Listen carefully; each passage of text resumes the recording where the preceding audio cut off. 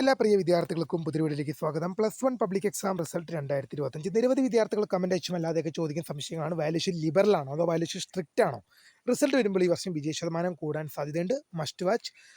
വിശദമായ വാർത്തയിലേക്ക് തന്നെ കടക്കാം. ആദ്യമായിട്ട് ഈ ചാനൽ കാണുന്ന വിദ്യാർത്ഥിയുണ്ടെങ്കിൽ തീർച്ചയായും മറക്കണ്ട സബ്സ്ക്രൈബ് ചെയ്ത് കൂടെ പറയാൻ പ്രത്യേകം ശ്രദ്ധിക്കാം. സബ്സ്ക്രൈബ് ചെയ്തതിനൊപ്പം നോട്ടിഫിക്കേഷൻ ബെല്ലുകൾ ഓൾ ഓപ്ഷൻ എനേബിൾ ചെയ്യുക. ചാനൽ വീഡിയോസ് നിങ്ങൾക്ക് ഉപകാരപ്രദമാകുന്നുണ്ടെങ്കിൽ തീർച്ചയായും ഒന്ന് ലൈക്കും കൂടി ചെയ്യുക. അതുപോലെ നിങ്ങളുടെ സുഹൃത്തുക്കളിലേക്ക് ഷെയർ ചെയ്ത് കൊടുക്കാനും കൂടി പ്രത്യേകം ശ്രദ്ധിക്കാം. അതുപോലെ നമ്മുടെ ചാനലിൻ്റെ വാട്സപ്പ് ചാനലിൽ ജോയിൻ ചെയ്യാനുള്ള ലിങ്ക് നിങ്ങൾക്ക് വീഡിയോയുടെ ഡിസ്ക്രിപ്ഷൻ ബോക്സിൽ നൽകുന്നതായിരിക്കും. അപ്പോൾ നമുക്ക് നേരെ വളരെ സുപ്രധാനവും വളരെ പ്രാധാന്യം അറിയിക്കുന്ന വാർത്തയിലേക്ക് തന്നെ അടക്കം. +1 പബ്ലിക് എക്സാം റിസൾട്ട് 2025 റിസൾട്ട് നാളെ വൈകുന്നേരം 3 മണിക്ക് അനൗൺസ്മെൻറ്റ് ചെയ്യും. സാധാരണ ഒരു വർഷങ്ങളിലും +1 റിസൾട്ട് പബ്ലിഷ് ചെയ്യുന്ന ഡേറ്റോ സമയമോ മുൻകൂട്ടി പറയാറില്ല. ഈ വർഷം മുൻകൂട്ടി അറിയിച്ചിട്ടുണ്ട് നേരത്തെ തന്നെ. അപ്പോൾ വാല്യൂഷൻ ലിബറൽ ആണോ സ്ട്രിക്റ്റ് ആണെന്ന് പല വിദ്യാർത്ഥികളും ചോദിക്കുന്നുണ്ട്. വാല്യൂഷൻ ലിബറൽ ആണ്. കാരണം സയൻസ് ഉൾപ്പെടെയുള്ള വിദ്യാർത്ഥികളുടെ വാല്യൂഷൻ ലിബറലാണ്. കാരണം എന്ന് പറയുന്നത് സയൻസ് വിഷയങ്ങളുടെ കെമിസ്ട്രി, ഫിസിക്സ് പോലുള്ള വിഷയങ്ങൾക്ക് ഡബിൾ വാല്യൂഷൻ ഉണ്ട്.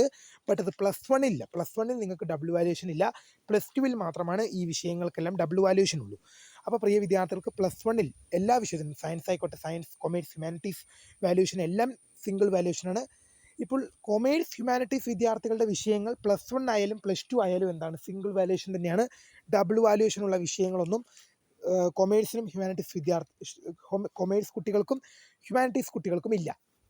ബട്ട് എന്നാൽ സയൻസ് കുട്ടികൾക്ക് എന്തുണ്ട്? +1 ഡബിൾ വാല്യൂഷൻ ഇല്ല, പക്ഷേ +2 എന്തുണ്ട്? ഡബിൾ വാല്യൂഷൻ ഉണ്ട്. അതുകൊണ്ട് തന്നെ എന്താണ് +1 ഡബിൾ വാല്യൂഷൻ ഇല്ലാത്തത് കൊണ്ട് തന്നെ ഒരധ്യാപകൻ്റെ കയ്യിൽ മാത്രമേ പേപ്പർ ഉണ്ടാവുള്ളൂ. അതുകൊണ്ട് തന്നെ മാക്സിമം മാർക്ക് എന്ത് ചെയ്യും വിദ്യാർത്ഥികൾക്ക് പ്രതീക്ഷിക്കാം. അത് എന്ത് ചെയ്യില്ല അത് നിങ്ങൾക്ക് എന്താണ് നിങ്ങൾ തോക്കുമെന്നുള്ള അല്ലെങ്കിൽ വിജയ ശതമാനം കുറയുമെന്നുള്ളൊരു പേടിയോ കാര്യങ്ങളോ ഒന്നും നിങ്ങൾക്ക് വേണ്ട.